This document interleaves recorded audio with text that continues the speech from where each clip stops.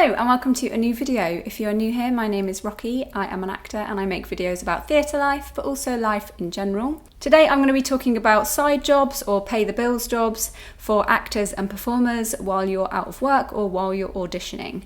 So if you are a performer or an actor, it is likely you will be out of work for, it could be, years. It could be months, it could be weeks. It really depends on you and what casting is like and how lucky you are, really. But it is very, very common for performers or actors to have a side hustle. So today I thought I would talk about those kind of jobs and why I think they are good options for performers. First up, I'm going to talk about the jobs I've done because I can personally give you my experience, and then I'll list a few others that I know friends of mine have done and is quite a common thing for performers or actors to do. I think when people think about performers, the first thing they imagine them doing is working in a coffee shop, and I think this is probably because you see it a lot in film and TV. It's kind of a well-known thing that if you're an actor, you're probably working in a bar or a restaurant.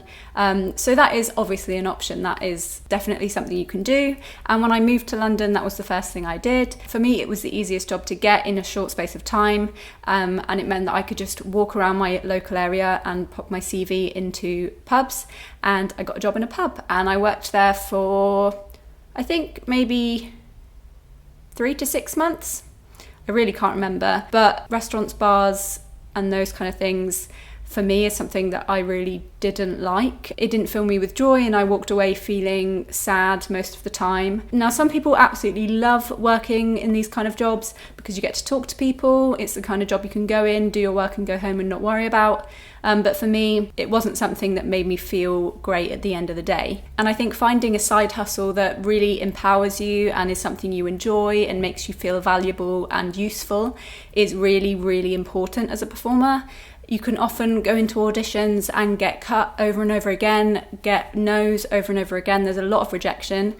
So having a job that you can go to where you feel like you're valuable to the people you're working for is, for me, really good for mental health and self-esteem and just generally feeling like you're doing something worthwhile. After leaving the bar, I went into nannying and chaperoning, and this is something I still do now, dependent on the pandemic. I work for an agency who work with creatives, so all their nannies and childcare staff are creative people, whether that's actors, dancers, singers, musicians. The main job that I do the most is nannying, and I love it. For me, being with families and being with people really is where I feel comfortable, and I love feeling like I'm being useful to the families because a lot of the time they need their nanny to pick up the kids because they can't be there because they're at work.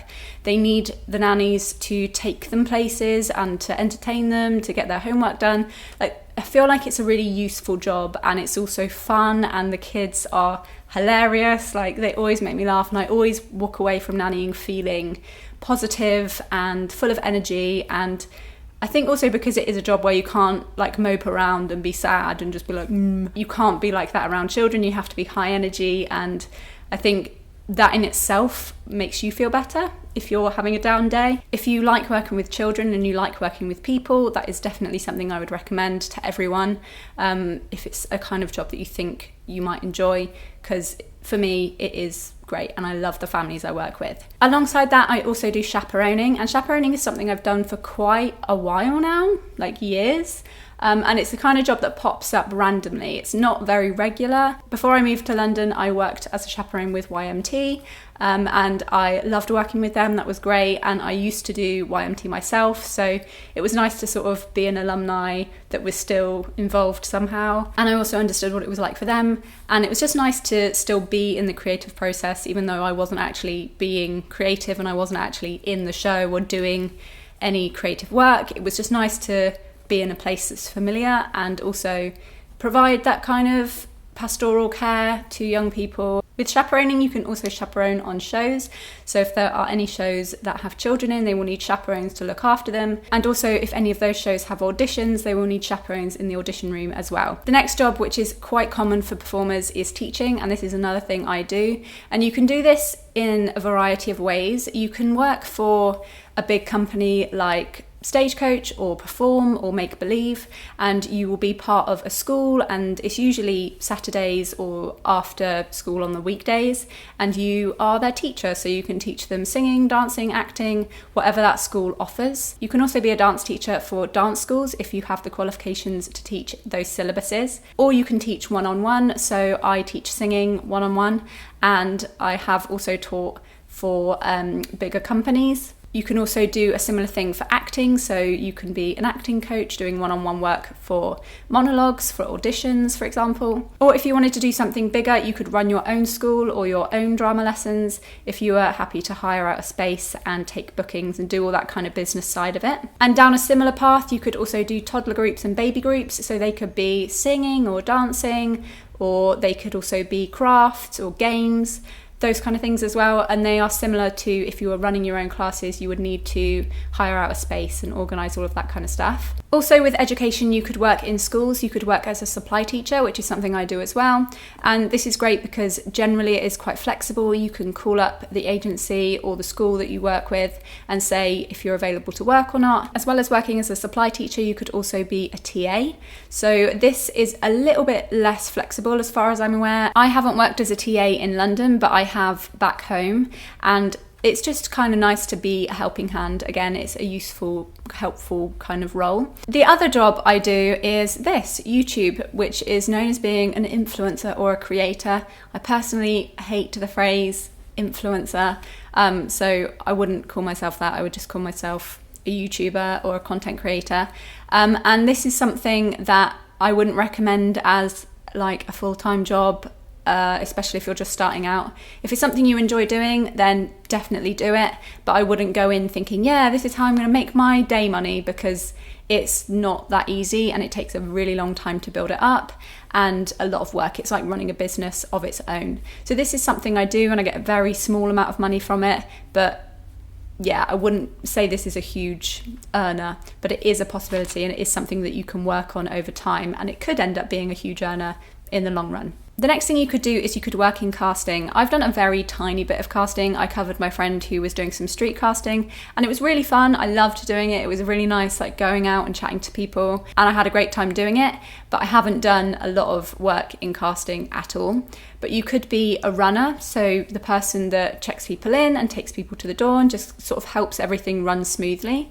But you could also be a receptionist if they have an office that they work from, and you could be a casting assistant as well. The next job, which is very common with performers, is working front of house or working at the theatre as theatre staff.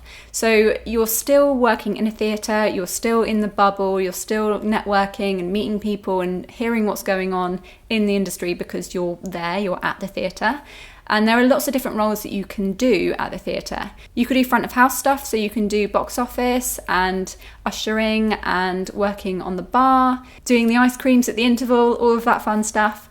That is an option, and a lot of performers do that. You could also work stage door. The next one, which is quite common with performers, is promo work. So this is sort of walking around the streets with flyers. Sometimes you'll have a uniform or an outfit, or sometimes you'll just walk around as yourself and you're promoting an event or a show. Promo is something that I haven't done, but I have friends that have, and they tend to talk quite highly of it. It's usually quite well paid and usually quite short shifts, which is nice. The next two things are similar, and that is being a personal trainer and being a yoga teacher.